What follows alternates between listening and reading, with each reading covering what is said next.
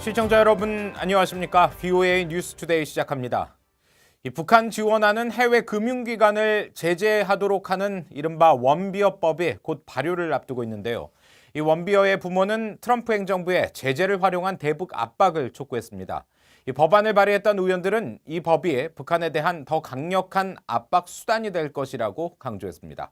첫 소식 이조은 기자가 보도합니다. 미국 의회가 오토 원비어 북핵 제재 강화 법안이 포함된 국방수권 법안을 의결한 다음 날인 18일 연방 의사당에선 원비어의 부모가 참석한 가운데 법안 통과 기념 기자회견이 열렸습니다. My message is to North Korea, like it always is. People matter. Otto matters. We're never going to let you forget our son. 여전히 아들의 죽음으로 인한 충격에 시달리고 있다는 아버지 프레드 원비어 씨는 북한의 변화를 강제할 수 있는 외부의 힘을 강조했습니다. 강력한 대북 제재가 담긴 원비어 법안은 북한이 진지한 대화에 관여하도록 강제할 수 있는 중요한 수단이라는 겁니다. We force them to engage in their criminal enterprises, which they have all over the world. That can lead to engagement with them. It can force dialogue with them. 원비어 법안은 북한의 불법 금융거래를 돕는 해외 금융기관에 세컨더리 보이콧, 즉 3자 제재 적용을 의무화하고 있으며 트럼프 대통령이 서명하면 즉시 발효됩니다. 법안 대표 발의자인 크리스 벤 홀런 상원 의원은 북한이 연말 시한과 함께 대미 압박을 높이는 상황에서 원비어 법안 통과는 시기상 중요한 의미를 갖는다고 강조했습니다.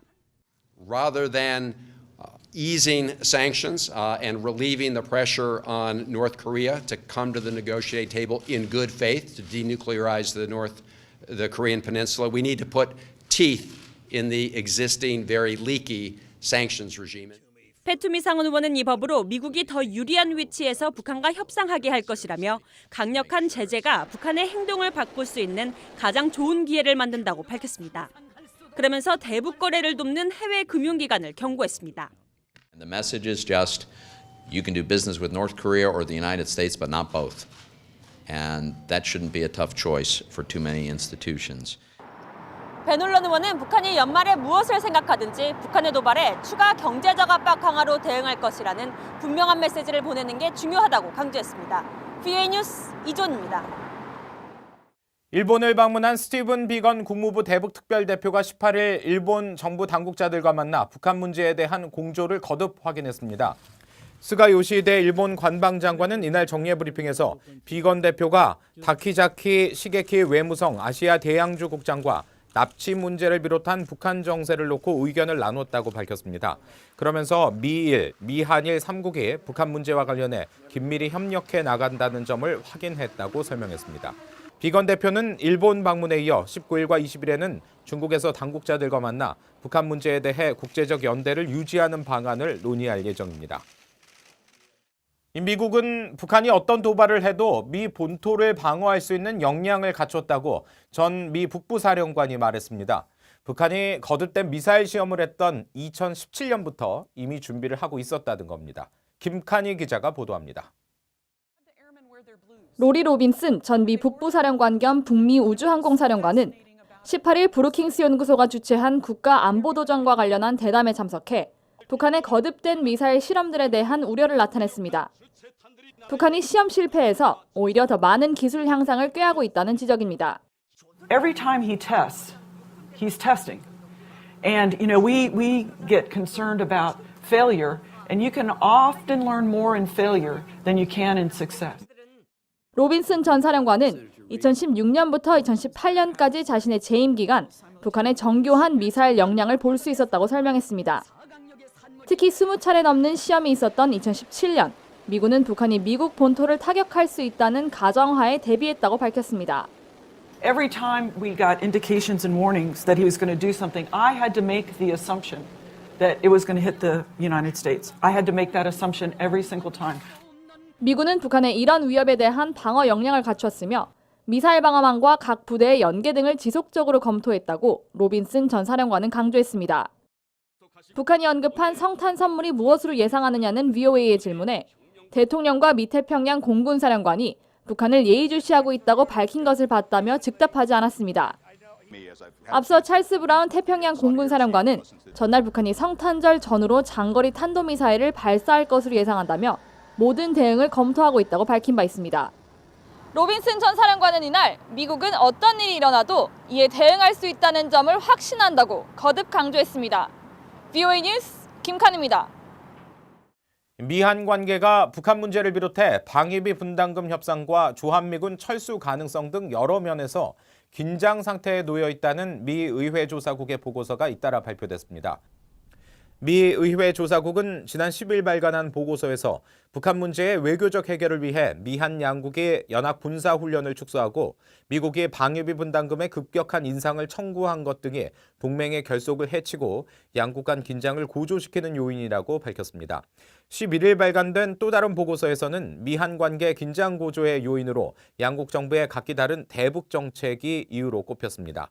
보고서는 도널드 트럼프 대통령의 일관성 없는 대북 정책과 동맹에 대한 비판이 미한 관계의 불확실성을 키우고 있다고 지적했고 또 문재인 대통령 집권 이래 미국보다 북한에 더 많은 양보를 해온 한국 정부의 대북 정책으로 미한 관계가 주기적인 긴장 상태에 놓이게 됐다고 지적했습니다.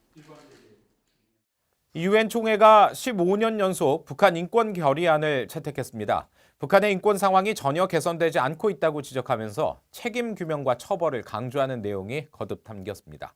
이현철 기자가 보도합니다. 유엔 총회가 18일 북한의 인권 유린을 규탄하며 즉각적인 개선을 촉구하는 북한 인권 결의안을 채택했습니다. Situation of human rights in the Democratic People's Republic of Korea. The third committee adopted the draft resolution without a vote. May I take it that the Assembly wishes to do the same? It is so decided. 2005년 이후 15년째 채택된 결의안은 2016년부터 4년 연속 표결 없이 합의 방식으로 처리되고 있습니다. 올해 북한 인권 결의안은 북한의 인권 상황이 전혀 개선되지 않고 있다고 지적하면서 북한의 인권 유린에 대한 책임 추궁을 강조했습니다. 그러면서 북한 상황을 국제형사재판소에 회부하고 인권 유린에 가장 책임 있는 사람들에게 맞춤형 제재를 가하는 방안을 검토하는 등 책임 추궁을 위한 적절한 조치를 취할 것을 유엔 안보리에 권고했습니다. 북한 정부에 대해서는 정치범 수용소를 즉각 폐쇄하고 정치범을 석방하는 등 모든 인권과 근본적인 자유를 존중할 것을 촉구했습니다. 결의안을 작성한 유럽연합 측은 국제사회가 계속 강력한 메시지를 보내야 한다고 강조했습니다.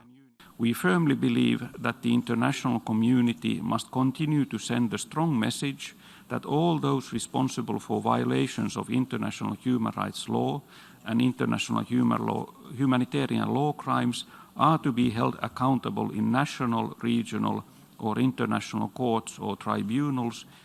북한은 결의안 채택이 정치적 음모라며 반발했습니다.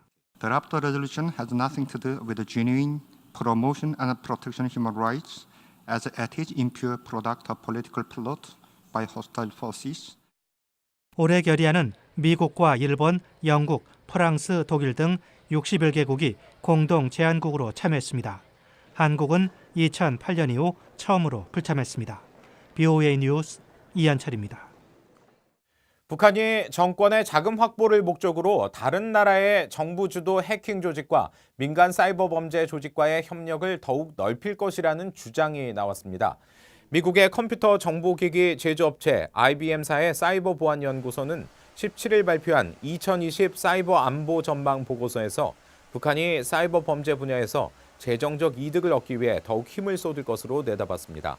보고서는 특히 11개 사이버 보안 전망 중 6번째로 북한의 사이버 위협을 지목하고 북한이 내년에는 더 많은 나라의 정부 산하 해킹 조직 등 사이버 범죄 조직들과 협력할 가능성이 크다고 밝혔습니다. 국제 적십자사가 지난 9월 한반도를 강타한 태풍 링링으로 피해를 본 북한 수재민에 대한 구호 활동을 내년 3월까지 연장했습니다. 지난달 당초 한 달 예정이었던 구호 활동 기간을 내년 2월까지 늘려 5개월 연장한 데 이은 추가 조치입니다.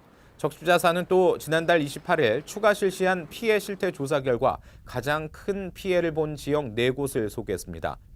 조사에 따르면 가옥 1,499채가 무너진 함경남도 영광이 피해가 가장 컸고 이어 장진, 탄척과 요독이 그 뒤를 이었습니다. 이상으로 VOA 뉴스투데이 마칩니다. 함께해 주신 여러분 고맙습니다.